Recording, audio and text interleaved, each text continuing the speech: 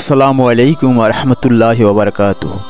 আল হক media ভিশনে আপনাদের সবাইকে স্বাগতম।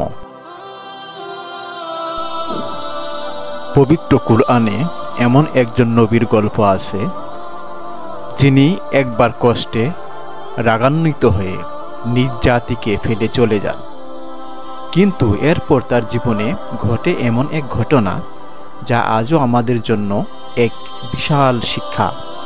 তিনি ছিলেন হযরত ইউনুস আলাইহিসসালাম।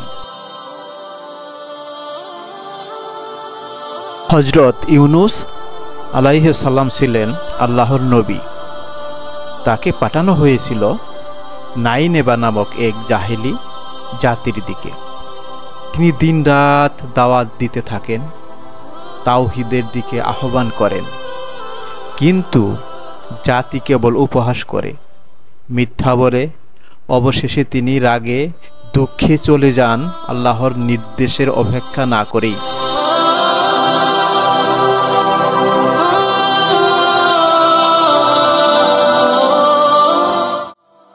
ইউনুস আলাইহিস সালাম এক জাহাজে উঠলেন। কিছুক্ষণ পর ভয়ানক ঝড় শুরু হলো। জাহাজ হালকা করার জন্য যাত্রীদেরকে সাগরে ফেলে দেওয়া হচ্ছিল। এই অবস্থা বাস্তবায়নের জন্য সবার সম্মতিক্রমে লটারির ব্যবস্থা করা হয়।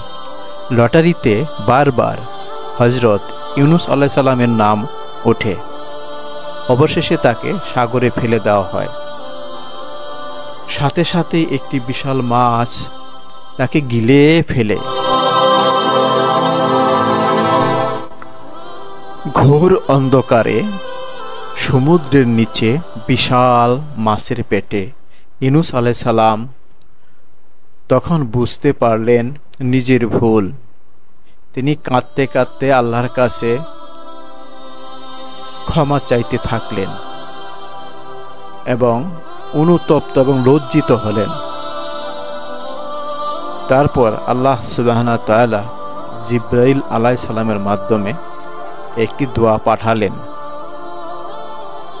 সে দোয়াটি হচ্ছে, লা ইলাহা ইল্লা আনতা সুবহানাকা ইন্নী কুনতু মিনাজ জালিমিন। জিবরাইল আলাইহিস সালাম হযরত ইউনুস আলাইহিস সালামকে বললেন এই দোয়াটি বেশি বেশি পাঠ করতে এবং আল্লাহর সাহায্য কামনা করতে। এই দোয়া ছিল তার তওবার প্রতীক। হযরত ইউনুস আলাইহিস সালাম দোয়াটি বেশি বেশি আমল করতে শুরু করলেন এবং অবশেষে আল্লাহ সুবহানাহু ওয়া তাআলা তার প্রতি সদয় হলেন।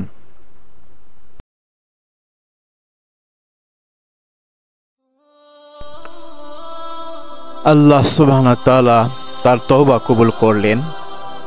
মাছ ইউনুস আলাইহিস সালামকে উপকূলে ছুড়ে দেয়। তিনি অসুস্থ অবস্থায় আল্লাহর দিকে ফিরে যান। পরে আবার দাওয়াত নিয়ে তার জাতির কাছে ফেরেন।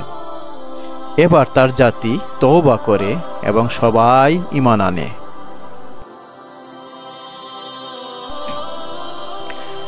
ইউনুস আলাইহিস সালামের কাহিনী আমাদের শেখায়, রাগের বশে ভুল করলে তওবা করতে হবে।